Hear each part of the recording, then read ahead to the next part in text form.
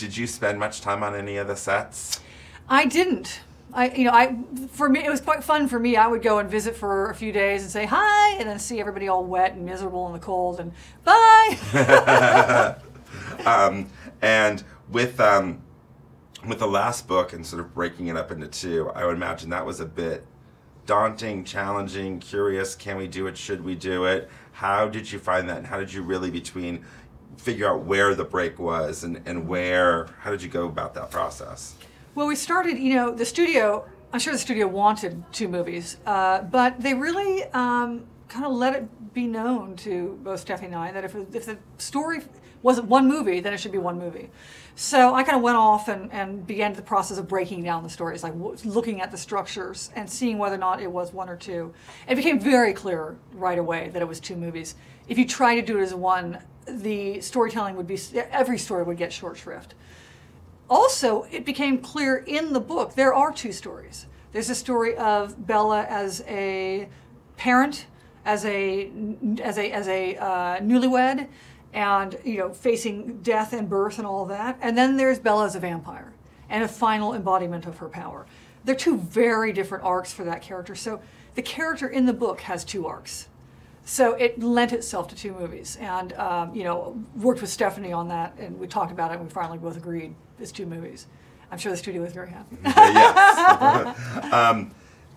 I don't want to give too much of the sort of battle scene away, the sort of confrontation, but I would imagine, what was that like? Because that, in the book is a sentence or 2. Mm-hmm.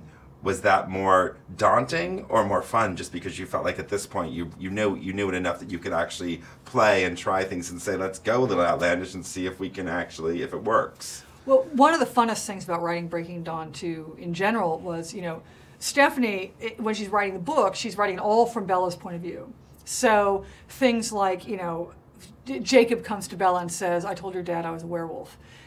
Stephenie can't go to that scene in the books because she's has a structure of telling from Bella's point of view. I get to go. So, you think, what was that scene? How did and you think, well, did he just burst out of his clothes? No, he probably took them off one at a time, and Charlie's probably going, what the heck? So that becomes just this really fun thing. And there was a lot of that in this book. There was the gathering of the other vampires. Carlisle's out there gathering people, everyone's out. Because Stephenie's telling her from Bella's point of view, she can't go to Egypt with Carlisle. She can't go collect Garrett. I get you. So there's a lot of back and forth between me and Stephenie of talking about where these people might be and how we might find them. But those kind of things, writing Garrett in New Orleans, that was just pure fun for me. And that goes to the final sequence as well. It's 1 sentence. It's all there. All of it's in the book. It's just, I get to see what that is. I get to play that out. So it was Breaking Dawn 2 was the funnest for me. And so now, what's next for you? I'm working on a television show called Red Widow. I have my company, Tall Girls Productions, is now set up at ABC, and we're going to start. Have 1 series, Red Widow, which is based on a Dutch series called Penosa, and we're going to be airing sometime in spring, and just continue writing and producing TV and expanding to film as well. While we have a second left, why don't you tell me what's it about? Red Widow? Yeah. Red Widow is about a woman who is the daughter of a Russian mobster, but she's separated herself from that until her husband is assassinated. And she has to sort of take over for him a little bit in the crime world in order to protect her children.